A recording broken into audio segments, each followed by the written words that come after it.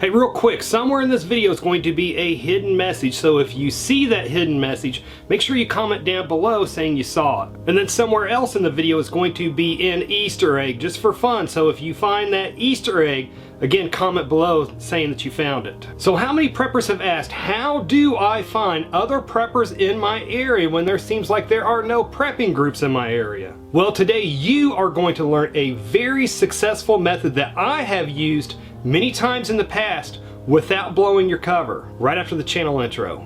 Get your hands up! 701, shots fired, shots fired! Welcome. This channel is all about prepping and self-defense while still maintaining our integrity and honor. So subscribe to this channel to learn how to feed and protect yourself and your family after the system collapses. So in the past, I have done videos talking about how I found my prepping group by finding where preppers in my area were giving training classes, and that way I rubbed elbows with other preppers and eventually joined my group. And if you're interested in that video, I'll put a link to it above towards the end of this video. But when I've done those videos, I had a lot of people that commented saying, hey, I got on the internet, I searched, there are no groups of preppers that are hosting training classes or meetings or anything like that in my area. So what do I do? So today's video is actually going to outline what I have used in the past to actually find other preppers, from cold to actually talking to a person, finding out through general conversation if they are a prepper or not. So stay tuned. So again, if you're wanting to find other preppers in your area, but you can't just go to a local prepper training class in your area, and you're having to rely on people that you meet on a day-to-day basis, you're having to find out if they are preppers or not so that you can communicate and network with other preppers. Obviously, you just don't want to come right out and say, hey, I'm a prepper. Do you stockpile food and medicine and guns and ammo and stuff yourself? Obviously, you don't want to blow your cover, because chances are that this person that you're talking to is not going to be a prepper, and they're going to think that you're nuts if you just come straight out and say it like that. Now, really quick, what I like about this tactic that I'm about to share with you is that you can halt it at any time that you start realizing that the person that you're talking to is not a prepper. And then you can also continue moving this forward if you start feeling like that this person is a prepper. Now, one thing that this tactic that I use and I'm about to share with you, one of the things that I have kind of found pleasantly surprising, however you want to word it, but one of the things I've kind of liked about this is, again, while yes, the majority of people out there are not preppers, it has actually it has allowed me to find a surprising number of preppers, that people that I didn't think were preppers ended up actually being preppers. So let's get on with this. Now, to utilize this strategy, one of the things I take advantage of is that there are a lot more people that are wanting or agree with living a more greener type of lifestyle. There's a lot more people out there that's finding it acceptable if you are wanting to eat organic foods and foods that you've grown yourself, etc. So when I'm just talking to people, just doing general day-to-day conversation, whether it's other police officers that I work with or people that's at my church, I will, at some point in our conversation, friendly conversation, I'll bring up how I think today's food is kind of Franken food, and how I like to try to grow as much of my own food as possible or buy organic food from the grocery store. Now, if the person that you're talking to, if they are not a prepper, they're not going to walk away from that conversation feeling like you're weird, because so many people are liking that kind of lifestyle or agreeing with that kind of lifestyle. But then if they are a prepper, even if they haven't even started gardening their own food yet or growing their own food yet, they at least at minimum have an interest in growing their own food, and so they will want to take that point of that conversation, more than likely they'll want to take that point of that conversation further with you. So then if that person starts talking about how they like to garden themselves because they also feel like today's food is Franken food or whatever, then as that conversation progresses, then I'll actually mention how I like to garden with heirloom seeds, because heirloom seeds, I feel like heirloom vegetables are more healthy for you or more natural for you, and how you can save those seeds to grow your garden next year. Now, if the person that you're talking to says, "Oh yeah, I don't do heirloom. I just buy the regular seeds from the garden center. I'm not interested in all that. I'm cool with what I have," then you're probably not talking to a prepper. But an actual prepper will either show knowledge in heirloom seeds, or they'll express interest in the heirloom seeds, and then that conversation will naturally progress from that point. So if you're talking to a non-prepper, I'll know at that point, hey, it's time to stop and just to go on to some other type of conversation.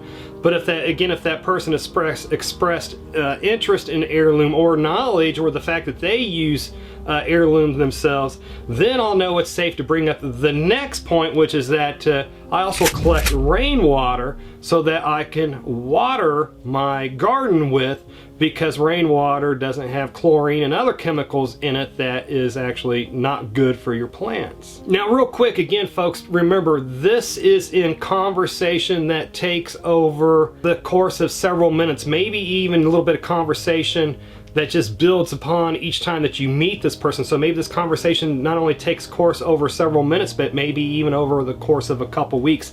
The whole point, though, is that as you listen to this person talk, if you're hearing them give statements that their beliefs are more in line with you, then this is giving you a little bit better feeling. You're feeling out that this person is another prepper without you blowing your cover, just in case they're not. So anyways, once I mentioned that I collect rainwater to them and they've expressed interest in that, or they've expressed that they do it themselves, then maybe I will expand on how many rain barrels that I have. And then when they show an interest or knowledge of collecting rainwater, or they share that they collect rainwater themselves, then I might mention that I have a Berkey Water Purifier that allows me to filter out the chlorine and other chemicals that's in the city's tap water. And then if that person tells you that they have a Berkey themselves, or at least that they've always wanted one, that they just can't afford one, at this point, if that person mentions that, then you are almost certainly talking to another prepper. Now, however, though, if that person isn't actually another prepper, maybe they're just somebody that doesn't like today's food and doesn't trust the tap water coming out of the sink or what have you, still at this point, you've not blown their cover. All you have done is shown that you two have aligned beliefs, that today's food is Franken food and that today's city water is probably not good for you. And then anyways, as the general conversation keeps going, again, whether it's over a course of several minutes or over a couple weeks time, I might mention then that I often, sometimes have concerns about our economy, being how that our money or how our economy is based on fiat currency rather than precious metals like it used to be. And then if that person that you're talking to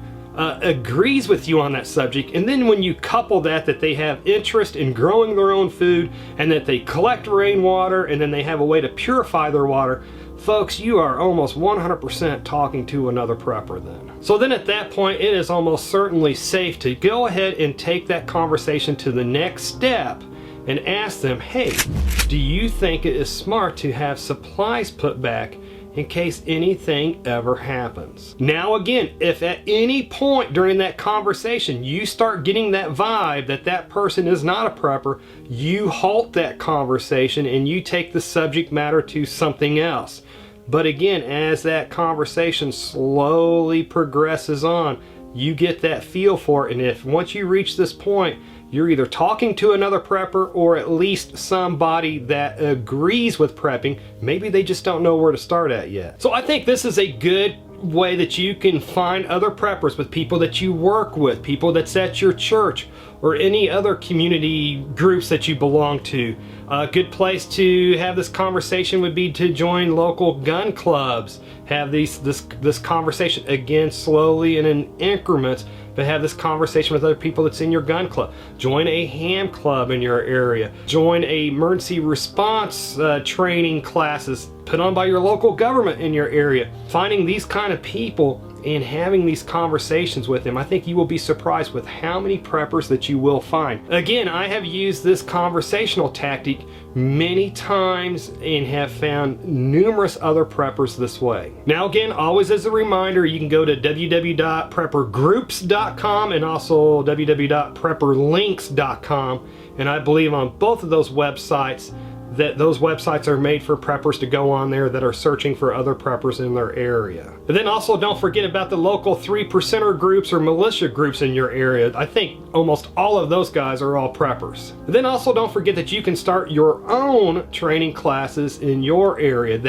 What's the old saying? Build it and they shall come. I believe you can still actually create your own Google page for free and then just title your web page, insert your city or town name here, Preppers. So for instance, if you live in Centralia, Pennsylvania, then you can title your free Google web page as Centralia, Pennsylvania Preppers Network. And then after recruiting some people, then you can host a prepper training class in your area at a park shelter or something like that. So like I mentioned earlier in the video, if you would like to learn step by step what I use to find my pre-existing prepping group, then click on the video that should be appearing at the top of the screen just about now to learn how you can do the same for yourself. And if you would like to learn how you can very easily make your own nut butter or peanut butter or even bread after SHTF, then click on the video that should be appearing on the right side of the screen just about now to learn more about that. Anyways folks, if you made it this far, hey, thank you very much for watching,